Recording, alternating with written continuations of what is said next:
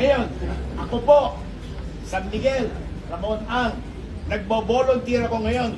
Ako lang tutulong sa buong Metro Manila ng baha.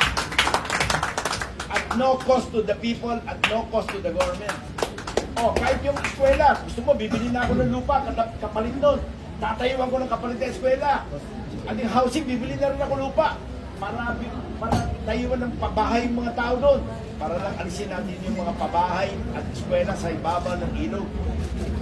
Kaya, pag may problema, huwag tayo magtuturuan, di ba? Hanapin natin yung problema, imbestigahan natin. Hindi nga ako satisfied sa drone.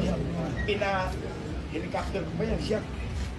Oh, if you remember, last year, di ba nagbaha yung Bigutan? South Luzon Expressway, Bigutan, hanggang dito ang tubig. Biniblame na naman ako. Pinapuntahan namin kung bakit.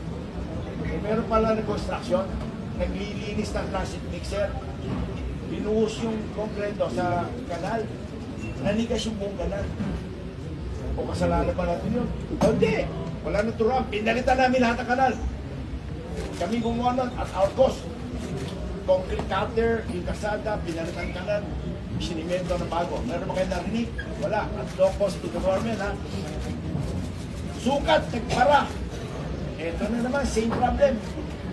Binyak namin, pinalitan ng bagong kanal. O last week, nagbaha yung Alabang. In-raise namin agad. Meron palang nagkamali na naman, nag-sin 5 sa ilog, outflow to Laguna Bay. O, sinumbong namin kagad kay Mayor Biason. Action kagad si Mayor Biason. O, di wala na baha ang Alabang. O, nakakita niyo yung Southwood. Nagbabaha. Barado pala yung mga ilog. Nakita niyo Alaska area, San Pedro, Laguna. 50 years na po nagbabaha yan. Eh, lahat ng public works secretary, ang solusyon is tambakan ng South Luzon Expressway. Anong ginawa ng San Miguel? Madali lang po, nilinis lang yung ilog ng San Pedro at San Isidro. Magic, wala nang baha.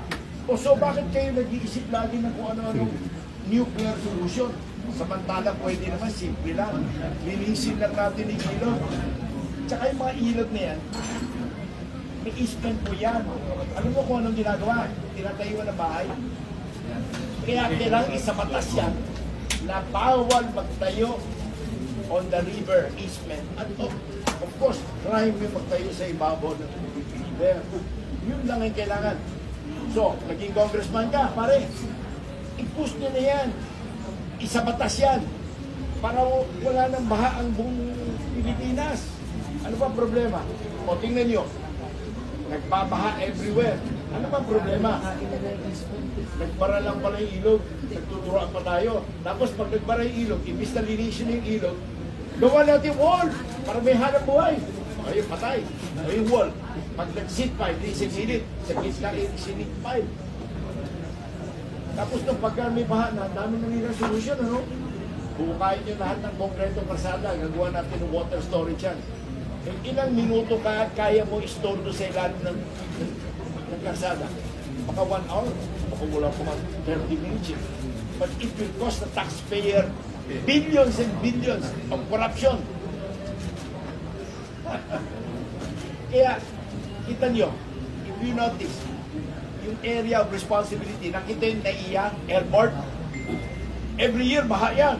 O ba this year, walang baha, ang lakas ng bagyo. Yung bagyo natin last 2 weeks ago, in 15 hours, 372 millimeter of water.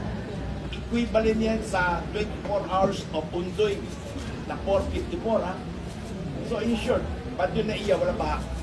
Kasi nilinis natin yung mga ilog. Ngayon yung mga ilog natin, linisin pa natin gusto. Ito pa ang problema. May mga genius nagtayo ng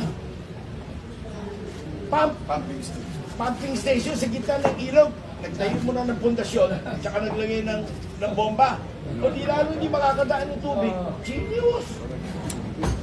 Hindi naman po ako yung genius. Ay, hindi ikaw yun. Hindi ako yun. Nilinawin ko lang po. Minsan meron pa Parang kilala ko. Hindi po ako yung genius na yan, ha? I-clarify ko lang po. Ganito, hindi na tayo magsisisiya. Nakita mo, hindi ko na tinuturo kung sino. Pero, I take it upon myself. I will cooperate with all of you at no cost to you guys. Kami lang gagawa. Wow! Isang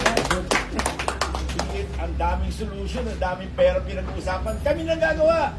San Miguel na magkiklearing. Pero without you guys authorizing us, hindi namin magagawa yun. Paano namin bubunutin yung mga yun? But with MMDA and Mayor, ay, yung lahat ng obstruction na yun, bunutin natin para mawala na yung baha. Kailangan po ba ng batasyon? Hindi na. Gawin mo lang. Pabayaan mo na sila magdemanda kung gusto nila. Ba tama? Political will. Oo. Yung mga nagtayo na bahay sa gitna, tanggalin na yun. Bigyan natin ng pabahay para naman di nila sabihin basta lang sila pinalis, di ba? Oo. Tama.